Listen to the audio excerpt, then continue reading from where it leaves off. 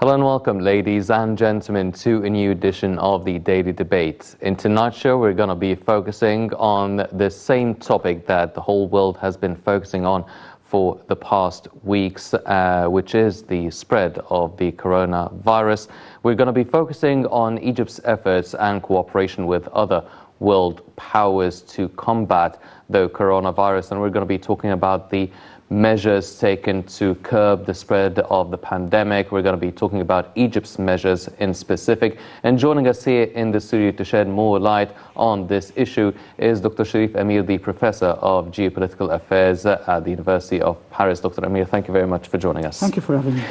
Dr. Amir, first of all, now, we've been talking about the coronavirus, its effects, how to combat the pandemic, how to contain the spread of the virus to some extent. Now, how far do you feel the whole globe, all the countries have been cooperating and collaborating their efforts to, in a way, try and curb the spread of the coronavirus so far?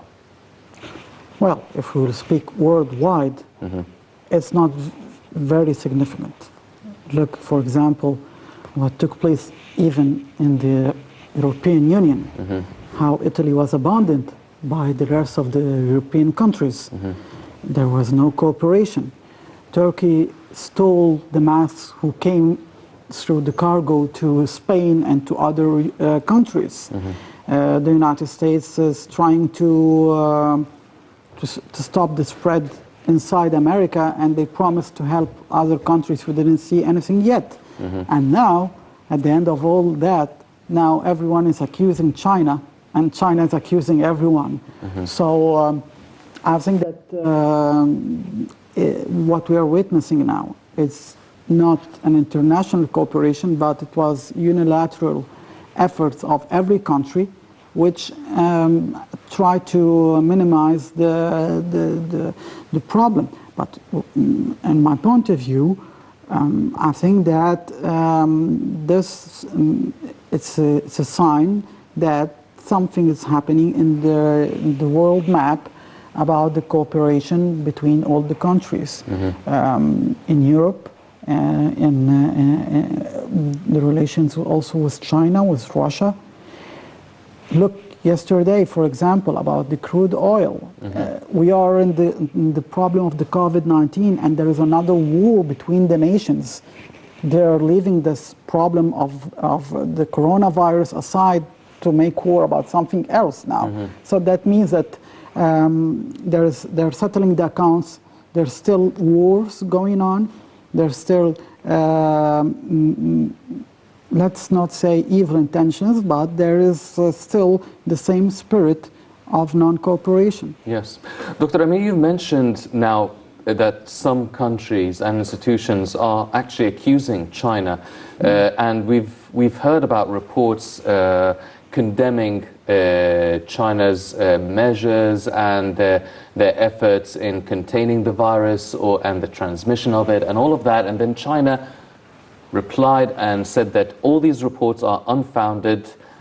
China has been transparent about how the process of the coronavirus started out and started spreading, and the figures were true and transparent.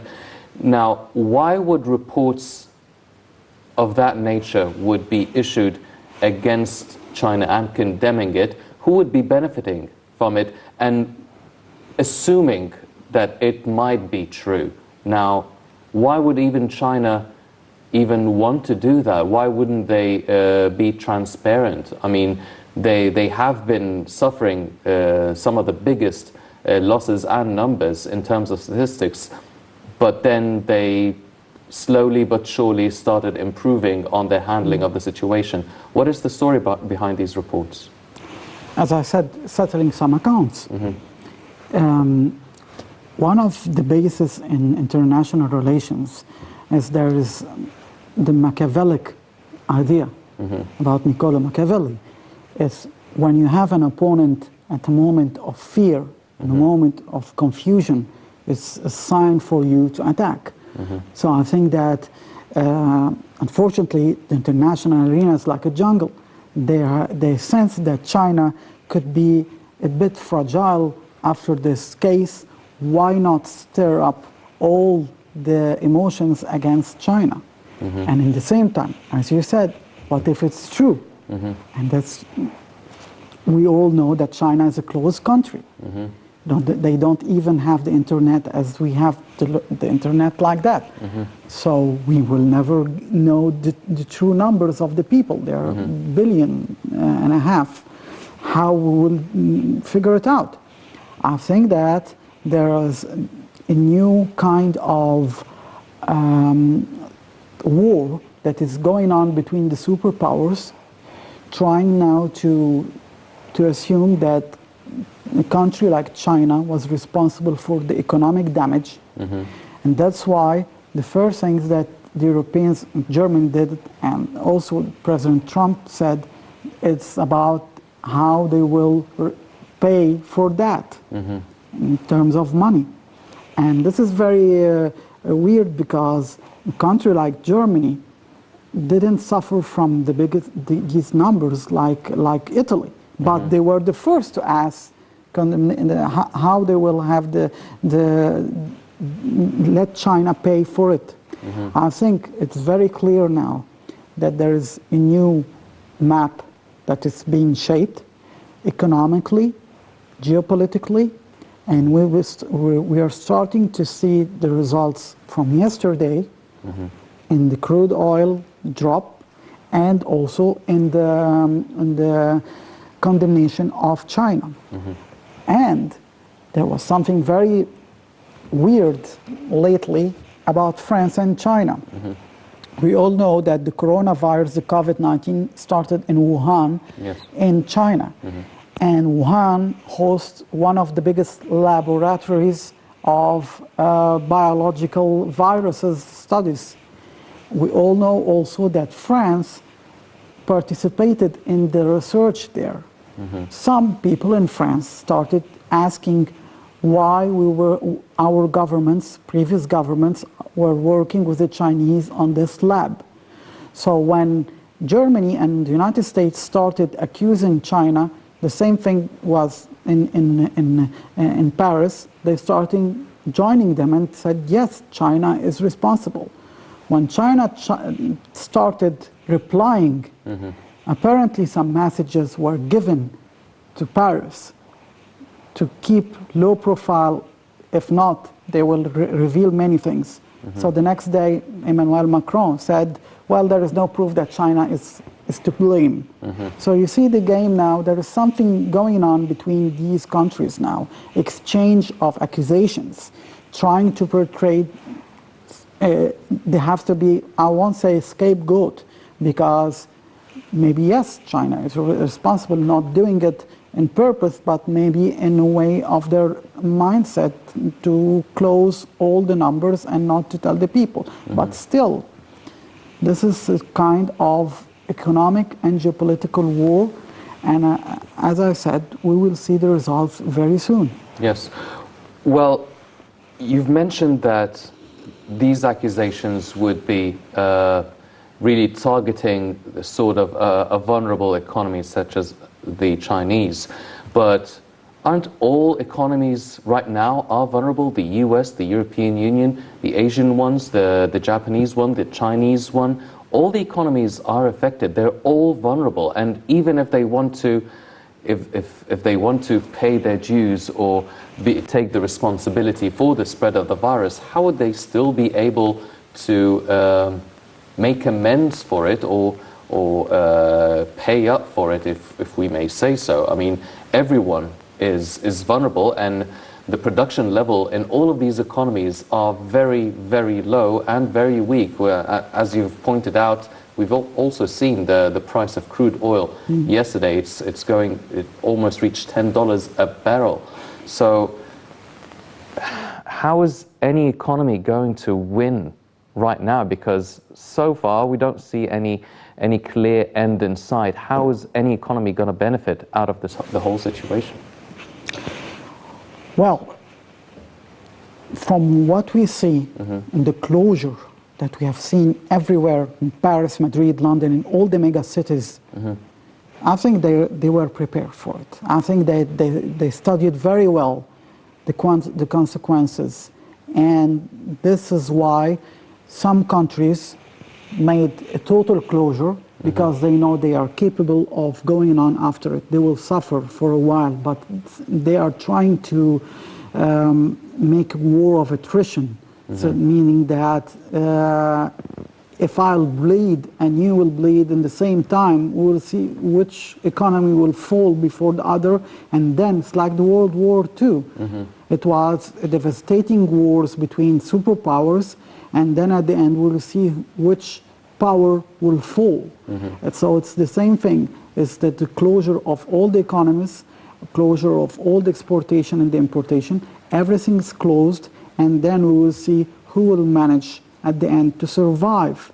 That's why in the third world countries there was minimal, or let's say partial closure, because there is the parallel economy, meaning people who don't have regular salaries. You have to feed them. So you cannot close your country as it happened in the West. So, and the economy would not go on like that. It will be a disaster. So that's why I think that they were all prepared for such an action, because it took few days, and the total closure was everywhere at the same time, and this is very, very weird. How, for example, in France, there is now an employment due to the coronavirus, but they call it technical employment. That means that it could be repaired. 9 million persons, 9 million now are, well, they're having their salaries and they're working online, but we all know working online is not working in your office. So it's, I think that it's a war of attrition.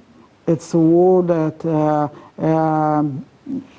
they're trying to see, well, if China will bleed and economy in Europe also will bleed. Look, for example, the UK, they didn't close everything as the rest of the countries, and they have huge numbers. So there is a new system of maneuvers in this war. And I think that that's what I'm saying. Afterwards, we will see a new change. For example, a country like Italy was abandoned by the EU. Of course, their economy will suffer, because the Covid-19 started in Lombardy, and it is the hub of the Italian economy, and it suffered a lot. And who came to rescue them was the Russians, and the Russians sent military experts, not medical experts. And now they are on the heart of Europe, trying to stop the spread of the virus, and they managed to do so. So I think that this will change the relationship between Italy and Europe forever. And I think that the same thing happened also in the Middle East. Look at the closure of the Gulf states. Now they are all suffering from the same thing. So this kind of economy now will reduce. Yesterday, about the crude oil, the first thing that President Trump said, I will stop the importation of crude oil from Saudi Arabia. This is a huge hit for Riyadh, because exportation of the crude oil is very important. So that means that there is a war of attrition between all these countries. They're trying to see which economy will survive. For example, there are countries who have their airspace closed totally. There is no tourism, there is no investment, there is nothing at all. How you will survive? So this is a question mark. I think that in the coming weeks, not more than that, we will have the answers. Yes. Dr. Amir, now before we start talking about the economic effects and the geopolitical strategy behind it all, now you've mentioned that the biggest economies actually were the most affected. We've seen the highest numbers in China, the US, Italy, Spain, Turkey as well, Iran. On the contrary, now the third world countries and the African countries, they've also been hit, but it's not as big, it's not as higher statistics as these countries. Now, a lot of people have different theories for it. Some people are saying, well, it's probably because of the higher temperature, so the coronavirus actually doesn't last or is not lasting very long in such temperatures. Maybe it's some sort of a divine protection and care for these countries. Now, how do you explain that the third world countries are having fewer number of cases of infection and fatalities than in Europe, than in the US, than in Asia? Is it because a lack of detecting capabilities of detecting the virus, the lack of tests? What are the main reasons, even though that you've mentioned that these bigger economies were the most ready for a total lockdown and dealing with a pandemic, yet they suffer from the biggest number of casualties and infections? As you said, there are several theories about it, but I will try to put it in 2 points. As you said, also the lack of tests is one of them. Of course, look, for example, the first thing that we in Egypt did it as our Minister of Health went to China to get the equipment of measurement and to detect the coronavirus. So I think lots of countries in the third world don't have the equipment. Even Spain didn't have it at a certain time. So this is the lack of detection. The second thing is that, let's not forget that the virus is made of DNA. That means it deals with the immunity system. So I think that it could be also for genetic reasons. But the time will tell, because we will see the numbers if they will increase or not. But I think that it could be, for example, look, the Ebola, when it hit Africa. Many Africans were in Europe, and many Europeans went to Africa, and they didn't spread in Europe. It hit only the African countries. Why? I think it has to do with something of the genetics, maybe. So I think maybe it's the same thing of the Covid-19, the temperature, as you said. But let's be clear that the medical systems out there in France, in Italy, in all these countries, they got panicked very quickly. And in third world countries, we try to take many medications, try to find many solutions, and we don't panic. For example, we don't rush to the ventilators immediately as they're doing there. Let's not forget, rushing to the ventilators is decreasing the capability of the person to work or to breathe. Yes, to breathe normally. So this maybe increased it. In these countries, maybe the lack of ventilators slowed the deaths because people were taking medications and trying to survive. And also there is something very important, which is the fact that many countries, especially in the Middle East, are trying to fight the disease very quickly, because it will hurt the economy, it will cause many popular problems, disruptions, eruptions, I mean. So the act of the governments were very swift, because it's a matter of national security. Yes.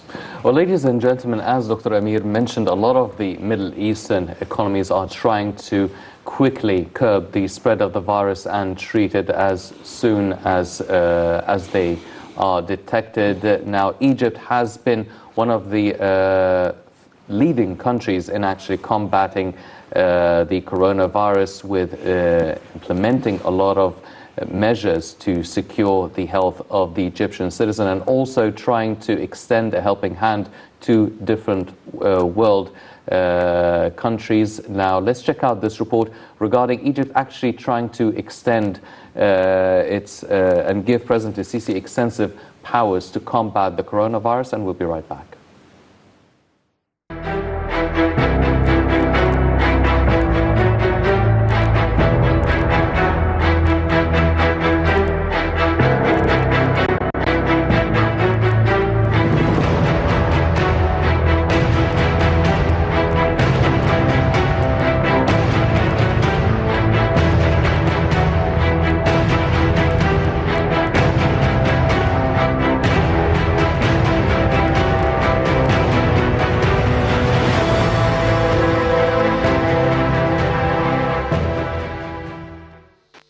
Egypt is seeking to grant President Abdel Fattah el-Sisi extensive powers in line with the emergency law in order to confront the emerging reality caused by the Covid-19 pandemic.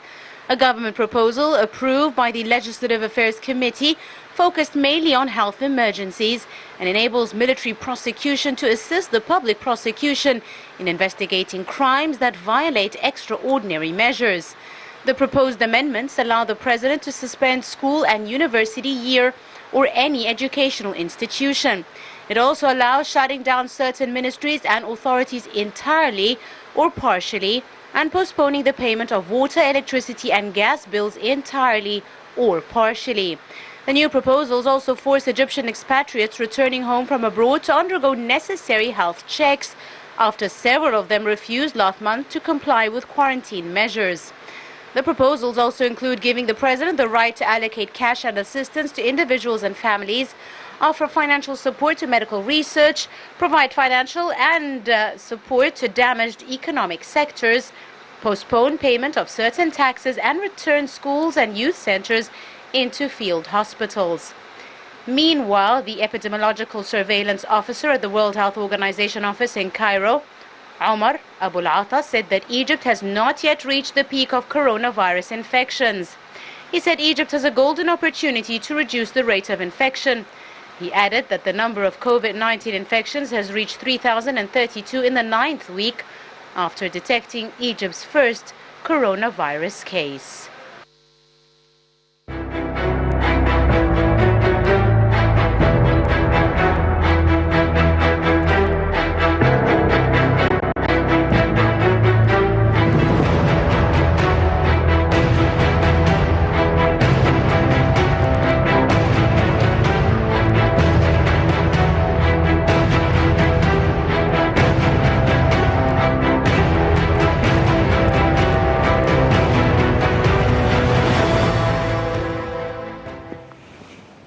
Welcome back, ladies and gentlemen, continuing our discussion with Dr. Amir. Dr. Amir, now, Egypt is seeking to grant President Sisi extensive powers in line with the emergency law in order to confront the emerging reality of the situation we are living in. Now, some of these measures are proposing enabling military prosecution to assist the public prosecution to deal with any sort of violations concerning the extraordinary measures. Also closing up the the schools and the academic year for 2020-2021 for the whole year. Now, do you feel that these measures would actually help really deal with the situation in Egypt? In other words, do you think it could last that long for a whole year? Well, I mean, hopefully not, but do you actually see that it is a possibility? Well, look, as I said, it's a matter of national security also. We can see it everywhere. We have seen that the army, not only in Egypt, but everywhere, even in Italy and in Russia also, President Putin said it, that I will call the army to assist the medical doctors in fighting the coronavirus. There is something very, very strange about what's taking place, that the armies are all in a state of readiness. That means that There's precautions in every level. So it's very wise to take every precaution. I think that President Abdel Fattah al-Sisi was from the first day very clear that we have to take every measure to secure the health of the Egyptian people, because we cannot afford the fact that we will have a kind of virus like that spreading among us.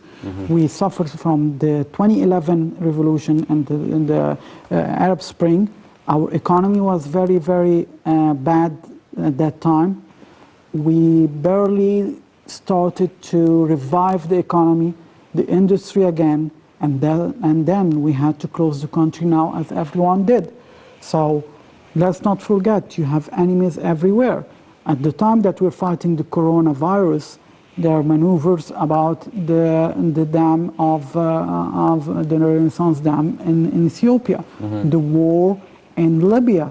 Erdogan, who is saying again, he's suffering from the coronavirus, his country, and he's still saying that I will fight in the Mediterranean. And you have enemies of Egypt trying to spread rumors in the social media.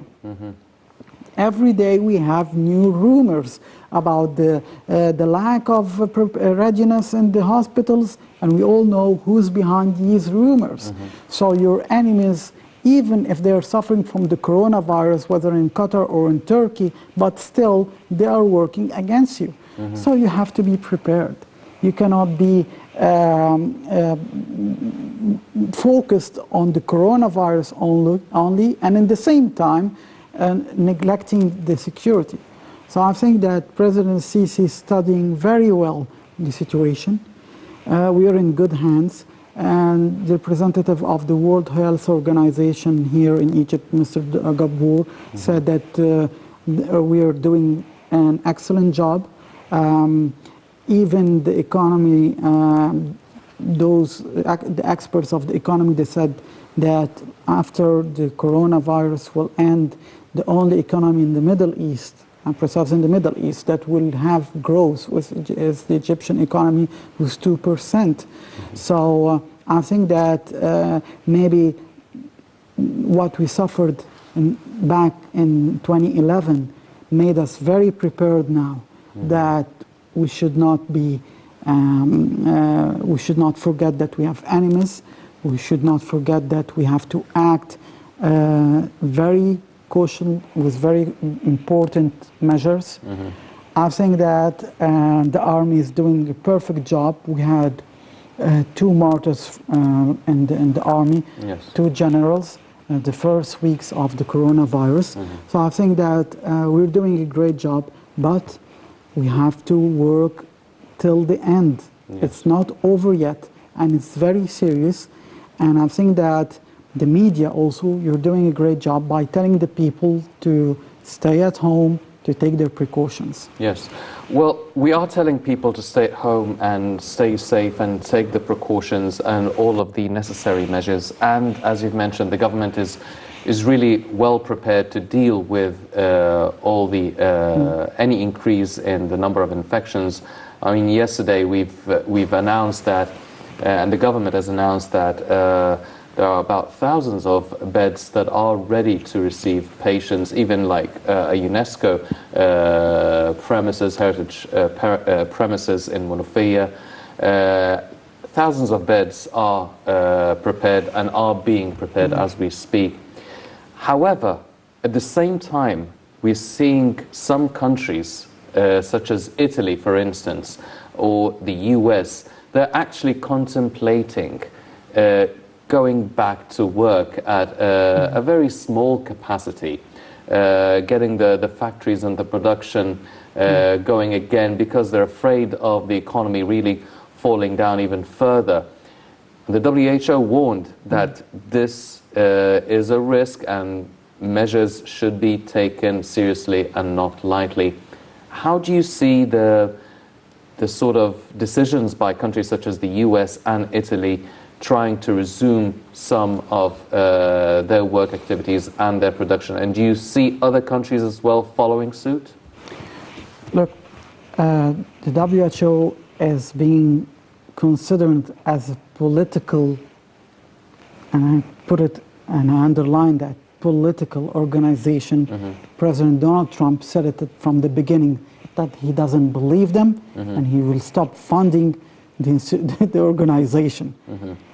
Many countries do not believe the WHO. And that's why even they will make very,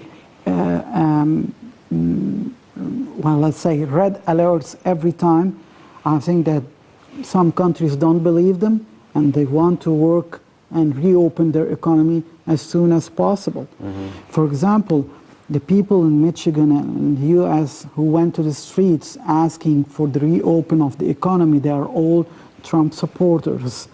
And that means that it's very political, and they said it's a conspiracy from international organization to hit the US economy.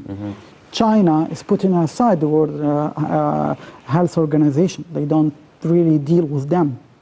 So the superpowers don't really deal with the World Health Organization. They think that this organization is working against their agendas, against their interests, and if they are making some alerts, it's to try to undermine their economic growth.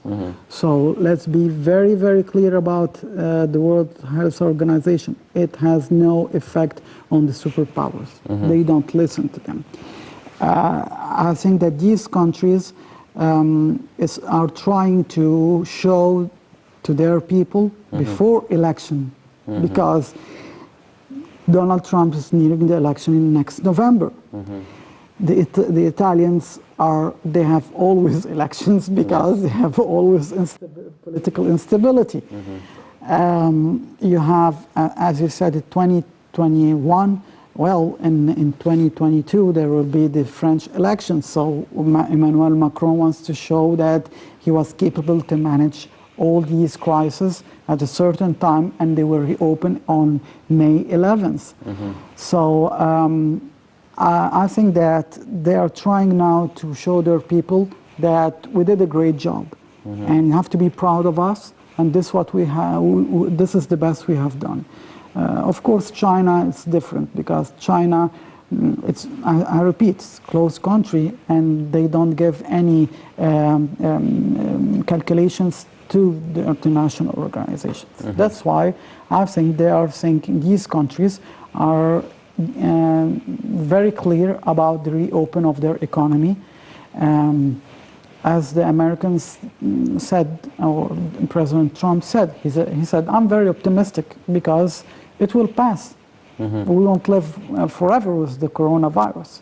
So he's very pragmatic and he's working according to his agenda. And then he said, the World Health Organization is responsible for all that. Case closed. Well, do you think, because as you've mentioned, with all these leaders having their elections sooner rather than later, and they want to show the whole world and their countries that they are doing a good job and they will get through this crisis, do you think that they will actually succeed in actually getting over this period, surpassing all these crises and obstacles? Do you feel that this is feasible, that it could be done quickly? Some will succeed, others not. And this is what happened in the Second World War, as I said, and it will happen now. Some will succeed to ensure, we don't know whether the Italians will get back as they... Look, for example, what's very strange is that the economic capitals were hit, Milan and Rome, and then Paris and London and New York. It wasn't any other state. It was New York, the hub of the international economy, if we can say. So I think that it was very, very clear that these countries are getting prepared to fight and to get over this problem. I think that, as I said, a country like Italy will make a huge recalculation. I think that the cooperation with Russia would be very, very close, and this will create a very important fracture inside the EU. We would not see Europe as it is before. And this, I think that Egypt was very, very an intelligent act from President Sisi of sending the medical aids, even if it's symbolic, to Italy, to the UK, and we are offering them help because President Sisi and the geopolitical strategists, they understand that Europe won't be the same. Why the UK and why Italy? The UK is Brexit, it's out of the EU, so we wanted to work with them. And we know that Italy won't be, again, a part of the used to be EU, so we have to work with them. Yes. Dr. Amir, you've led me perfectly into my next question, which is, now we've seen the measures being taken by Egypt, but as you've mentioned, Egypt is lending a helping hand to Italy, to the UK, and many other countries. Now, how does this affect the geopolitical situation and position for Egypt in relation to the whole international community? You've mentioned that for the UK and Italy, it would be very beneficial because they will be the sort of the main pillars within the European continent. But how does it also affect its political situation and status in relation to the US, in relation to the Gulf, in relation to Asia, China, and Japan?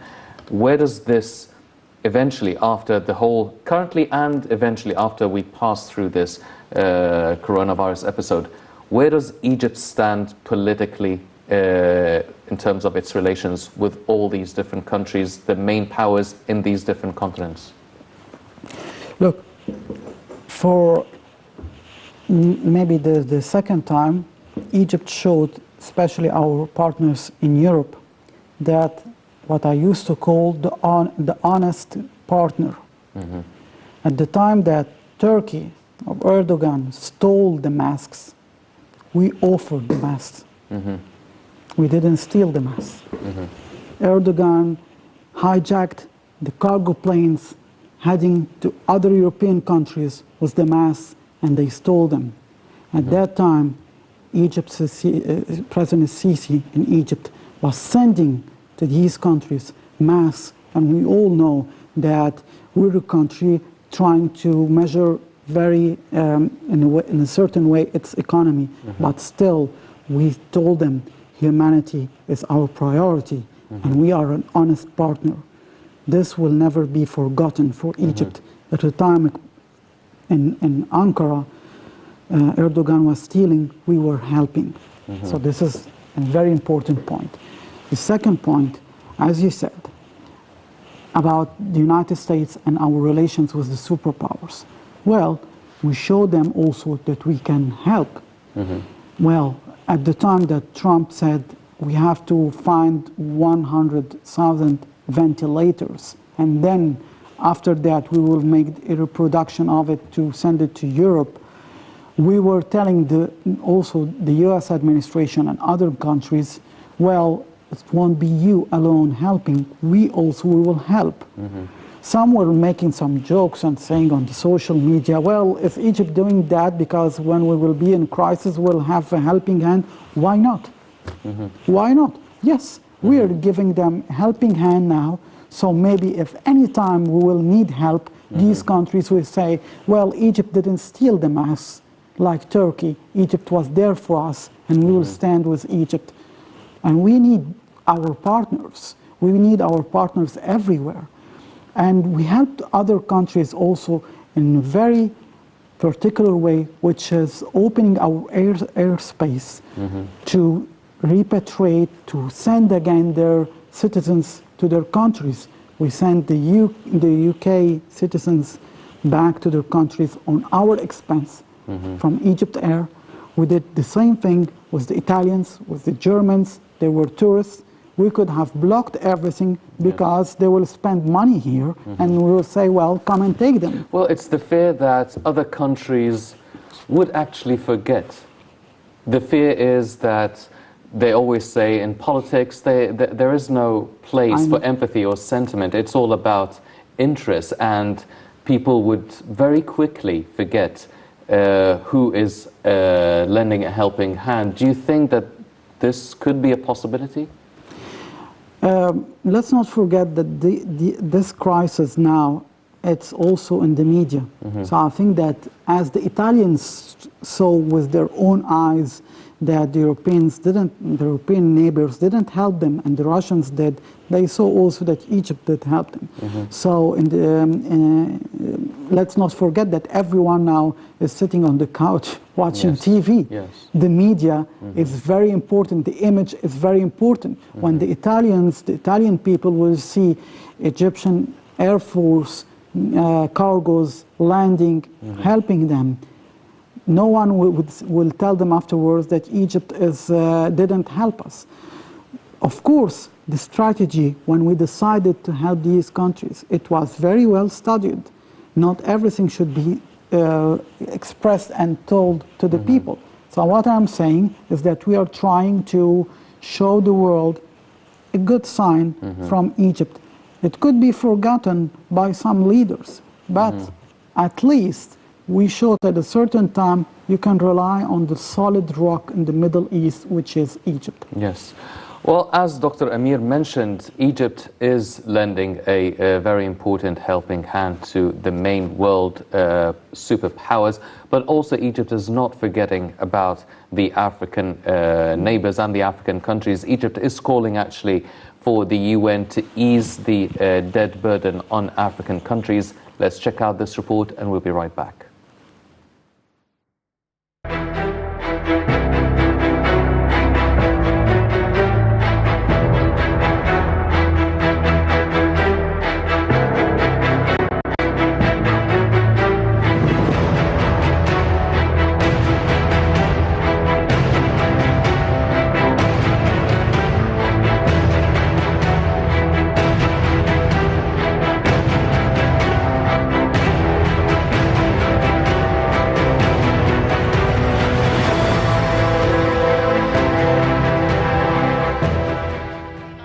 Has organized the high-level meeting to maintain food security in Africa in light of the new coronavirus outbreak. The country's foreign ministry announced in a statement that the meeting, which was held via video conference in collaboration with the UN missions of Canada, Italy and Brazil, had tackled the impact of the new coronavirus pandemic on Africa.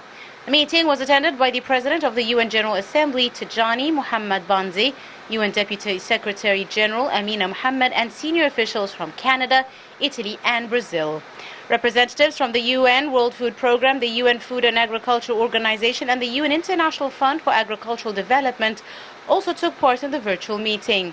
Egypt's permanent representative to the UN, Mohammed Idris, said the meeting aimed at highlighting the consequences of the coronavirus's economic and social crisis and its impact on achieving food security worldwide, especially in Africa.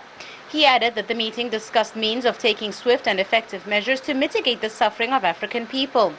The ambassador stressed that the continent has been facing enormous challenges in light of the pandemic, with the suspension of trade and transport and their impact on global food supply chains.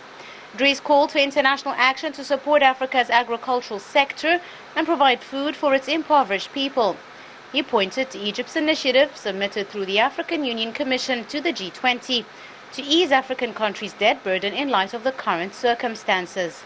He said this would allow the necessary funds to be pumped into the continent's agricultural sector to boost its ability in facing the crisis.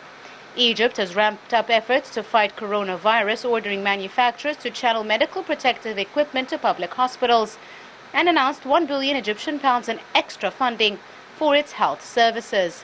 The country had allocated 125 billion pounds from its 1.6 trillion pound budget for the health sector. The World Health Organization praised Egypt's efforts, but said they can be scaled up in some areas.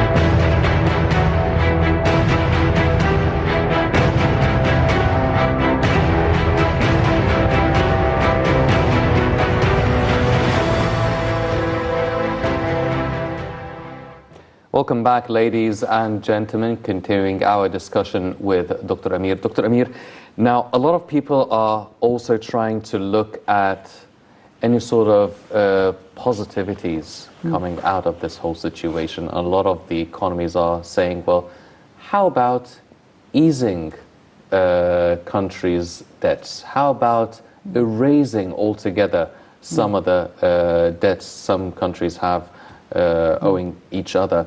Now, Egypt is calling the UN to ease the debt burdens on the African countries, and there's also been talk within Europe and among big leading economies to start cancelling debts out. How feasible is this, and do you think that they would actually go through with it? Well, France spoke about that. They said about their African partners, they said we will erase all the debts. But as you just mentioned before the report, the international community is not that kind. And I don't think that they would really do it. I think that this is a kind of maneuver that is being said now, but we have to call for it. About the UN, well, the UN, we didn't see the UN till now acting and the UN was just calling for a ceasefire in Libya or in Yemen, and that's it. And they didn't really act.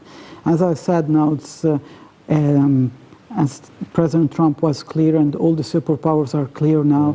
They're putting aside all the international community, putting aside the international organization. Sorry, the World Health Organization, the UN. They're just dealing face to face and economy to economy. So I think that the measures about taking or erasing the numbers or the deaths with other countries, especially in Africa, it won't be that really. It won't be that significant. They won't do it because every country, whether in Europe or the United States, are acting according to their economy. If it will hurt their economy, and of course it will hurt their economy, they need to invest in Africa. They need that these countries pay money for them. If you won't pay, we will come and take some oil from you for granted. If you won't do it, well, you will have sanctions. This is the rule. So I think that, no, I'm not really optimistic about it. I see that something will lead them at the end to change their mind. Well, you've mentioned a very interesting point, which is that Egypt could actually be emerging out of this whole situation with some sort of an economic growth. Now, how come, even though all the economies, including Egypt, is suffering economically from the spread of the coronavirus, now how can we still be emerging with any sort of growth? Is it a relative thing in terms of in relation to other countries, other surrounding economies? Our exportation is going down, importation is going down, production is not as high. How can we actually emerge with a growth rate in terms of GDP? Well, what took place yesterday, what happened yesterday in the markets of oil, of course it would have an impact. So as you said, it's also related to our neighboring countries, especially the Gulf states. I think that these economies will suffer a lot. And I think that at that time, we will benefit at a certain way in the investment and in the relationship with Europe. I think that the restrictions that Europe made, for example, on the agriculture products in Egypt, it was eased lately on Egypt. We started exporting to Romania, to Italy. Some restrictions weren't mentioned anymore.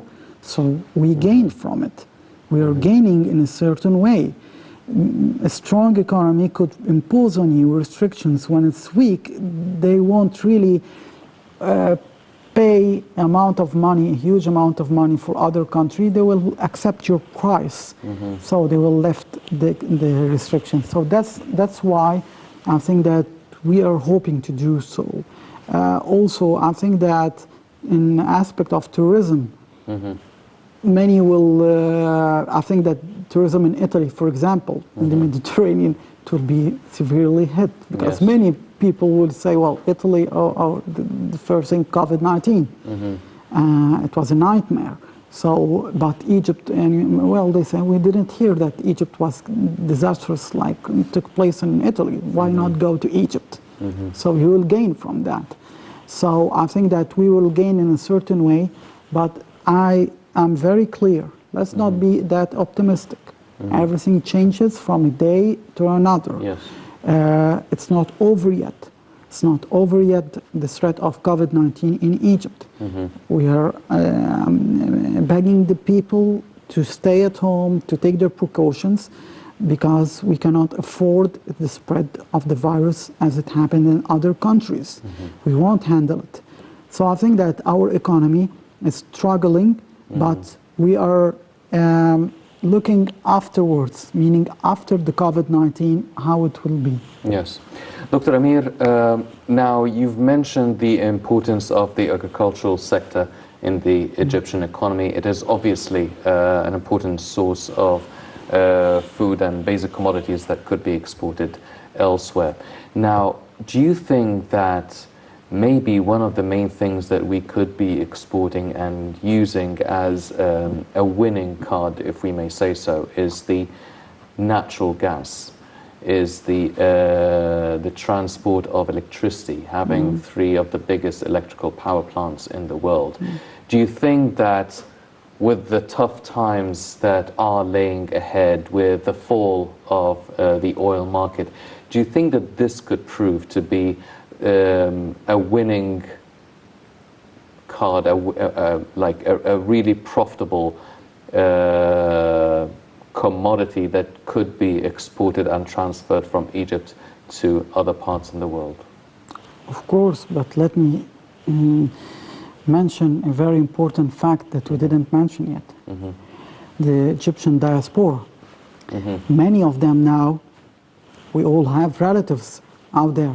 Many of them now wish to get back to Egypt. This will give a boost to our economy. Many people are saying we want to quit everything now and come back to Egypt, put our money in Egypt because it's the safest country now. We heard it. They are in a lockdown, they are in fear. People are infected with the COVID-19 in the US, in France, and everywhere. They feel it, and they cannot go back to join their families because the airspace is closed. So I think after this nightmare, many of them will decide to come back to Egypt. This will boost our economy. It's very important. Yes. The second point, as you mentioned, the gas, of course, this will be very important now after the oil, because the cards of the oil now are being destroyed. One of some house of cards falling apart. And we gambled about that many years ago when we said we will work on our gas fields because we know that we will be replacing them anytime soon. Yes. Well, ladies and gentlemen, definitely Egypt is exerting a lot of the extreme necessities and the measures being taken to curb the spread of the coronavirus, also trying to maintain a certain level of healthy, productive economy. And as Dr. Cherif Amir mentioned, we actually could come out of this in a good position, in a good situation in relation to the rest of the world economies, and we still have some tricks and cards up our sleeves. Unfortunately, that's all the time we have for this edition of the Daily Debate. But before we go, I'd like to thank my very distinguished guest, Dr. Cherif Amir, the Professor of Geopolitical Affairs at the University of Paris. Dr. Amir, always a pleasure having you with us. Pleasure. Thank you. Thank you very much, Doctor. Ladies and gentlemen, please stay tuned for more coming up on Nile International. I'm Hani Saif. Thank you for joining us.